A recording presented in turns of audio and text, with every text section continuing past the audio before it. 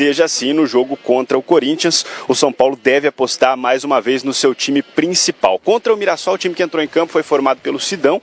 No meio de campo, 3 jogadores, Jusilei, Petros e Shailon. E na frente, mais uma linha de 3, com o Brenner, Marcos Guilherme e o Diego Souza como número 9. Deve ser essa a tendência para o jogo contra o Corinthians, né? Só para a gente citar a polêmica da semana, né? O Cueva, jogador importante para o time do São Paulo, acabou ficando de fora do jogo contra o Mirassol, reclamou publicamente na internet da reserva. O pessoal pegou muito mal, né, com a comissão técnica, pegou mal com a torcida. O Cueva acabou se desculpando e está treinando normalmente hoje aqui no CT da Barra Funda. Resta saber se ele será escalado como titular, se vai para o banco de reserva, se será relacionado.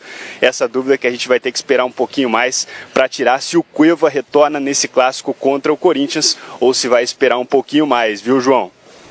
Show de bola, é isso aí. A gente viu o Cueva trabalhando ali, Álvaro, tudo certo, né? Teve o pedido de desculpas do Cueva, aquele mal entendido. O Cueva, nesse momento, Fábio, o Cueva tem que trabalhar, fechar a boca e trabalhar.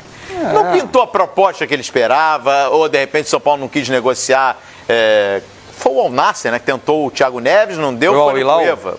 O Al-Hilal, o ex-clube do Thiago Neves. Enfim, tem que trabalhar, tem que fazer isso aí que ele está fazendo. Ó. Se desculpa com a torcida que pisou na bola e mete a cara no São Paulo. Um gigante do futebol mundial, enfim. Cara que vai disputar a Copa do Mundo, tá aí o post dele, ó, Fábio. O primeiro post indicava que ele não estava comprometido, né? Que ele depois apagou. Quando ele disse, não vou para o banco de reservas, Dorival me informou que eu vou ser reserva, não quero ir e tal. E aí depois logo ele apagou, porque veio a repercussão negativa, e agora veio com esse. Eu acho assim, pedir desculpas é sempre válido quando você sabe que você errou e você reconhece o erro. Repetir esse erro, aí já me parece que aquele pedido de desculpas foi proforme. Ele tem que se apresentar, ele tem que estar dentro do elenco, à disposição, porque se ele não vai para a reserva, e quem vai para a reserva? Ele já chegou atrasado na volta das férias, 6 dias. Quem fica no banco, sente menosprezado, o Cueva não quer, por que eu vou? Eu acho que assim, tudo faz parte de um grupo. Hoje ele pode ser opção no banco. Agora, só chama a minha atenção o seguinte, um detalhe que eu queria dividir com vocês.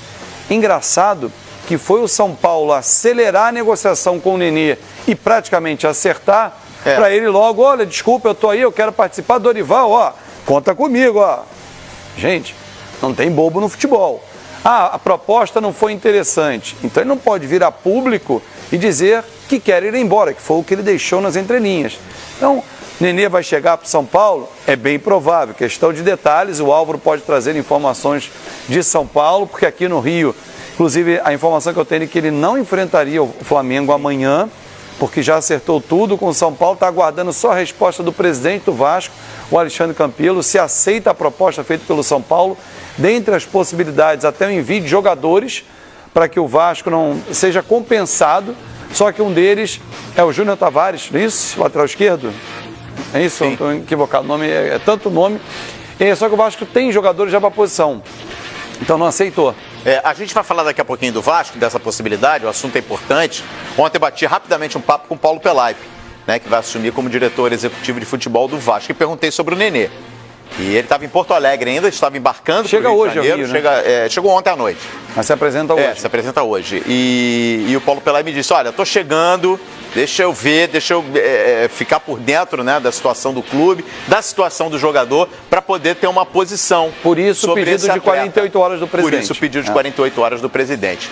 Álvaro Loureiro, da parte do São Paulo, você tem alguma novidade? Estamos com imagens ao vivo do CT da Barra Funda, treinamento do São Paulo. São Paulo fazendo aí o último treino antes do clássico contra o Corinthians. Deixa eu acionar aqui o Loureiro.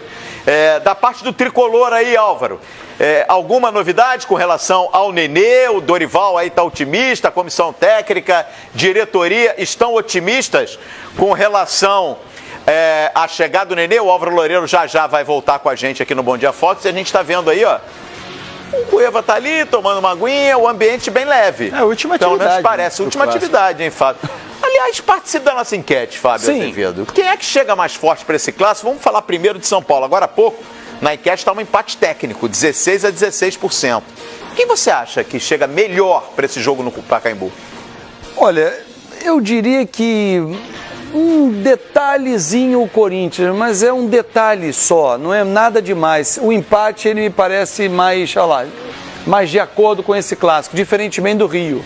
E essa disparidade se explica, né? 16-16 ainda em São Paulo e 48-20 aqui no Rio.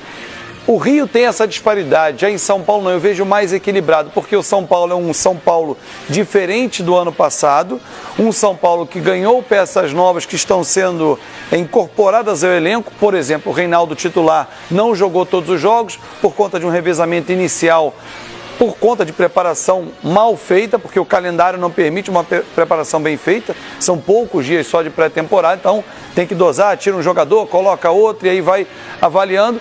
Um Cueva que poderia desequilibrar nesse início, mas já chegou com 6 dias de atraso, já atrapalhou a preparação.